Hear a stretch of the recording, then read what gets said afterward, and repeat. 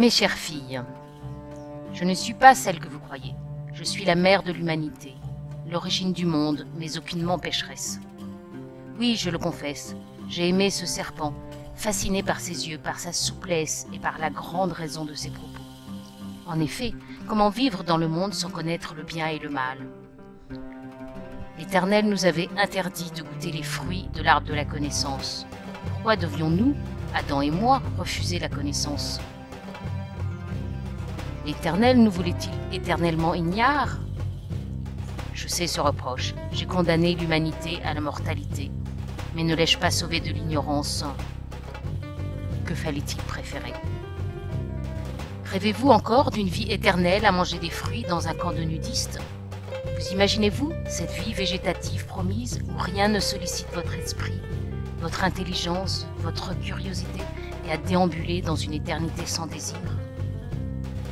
L'encéphalogramme plat n'est-il pas le signe de la mort?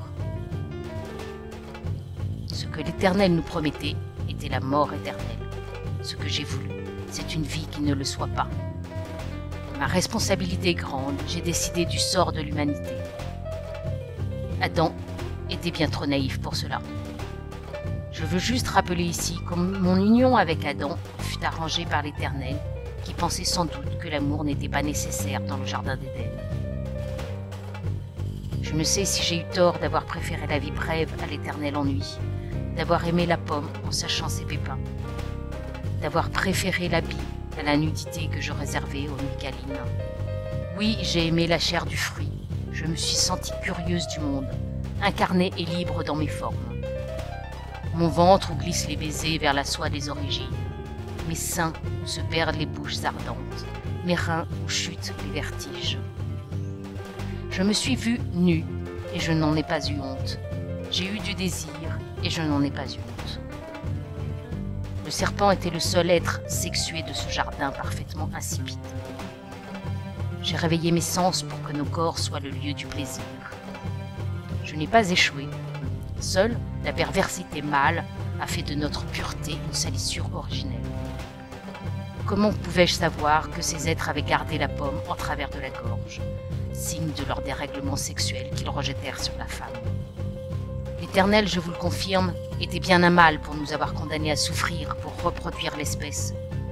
Quelques grammes de semences pour le masculin, une déchirure intense pour le féminin. J'ai goûté aux fruits de l'arbre de la connaissance. Vous, mes filles, avez été rejetées des temples et des écoles vous condamnant à la reproduction et à l'élevage de la progéniture des mâles. Confinées dans l'espace des fourneaux, vous n'avez pu renouer avec le serpent et avez été empêchés de goûter les fruits du savoir. Si je savais regretter, je regretterais. Coupés des choses du monde, vous avez, à ma suite, été coupés de vous-même, vivant sans vivre, comme avant, dans le jardin d'Éden. Ouverte aux dictats testiculaires de vos maîtres, enfermés par obligation dans les prisons domestiques, vous avez quitté la vie et ses fruits. Dieu m'a dit, alors que j'avais encore la bouche pleine. Il dominera sur toi. Quand je pense que ce « il » désigne cette chose née de la poussière et d'un souffle divin, alors que je suis issu du vivant, de la chair, j'ai trouvé l'injustice insupportable. Que puis-je vous dire maintenant, mes chères filles, pour tenter de vous consoler? Que j'ai cru bien faire et que je n'ai pas compté sur la malignité divine? Que vous n'êtes comptable d'aucun héritage funeste et d'aucune faute, puisque je n'en ai connu aucune. Que le poids qui pèse sur vos ventres n'est pas une fatalité historique, mais un mensonge divin. Je sais le malheur qui vous frappe encore malgré vos colères, vos indignations, vos révoltes. Je vois combien les voiles ne se lèvent pas, je sens combien vos corps sont menacés, et je n'ai plus de pommes à vous proposer. La femme vit que l'arbre était bon à manger et agréable à la vue, et qu'il était précieux pour ouvrir l'intelligence. Elle prit de son fruit et en mangea. Voyez comme j'avais déjà le goût pour les bonnes choses. Voyez comme j'avais le sens de l'esthétique. Soyez témoins de mon désir d'ouvrir l'intelligence de l'humanité. Bel échec en vérité.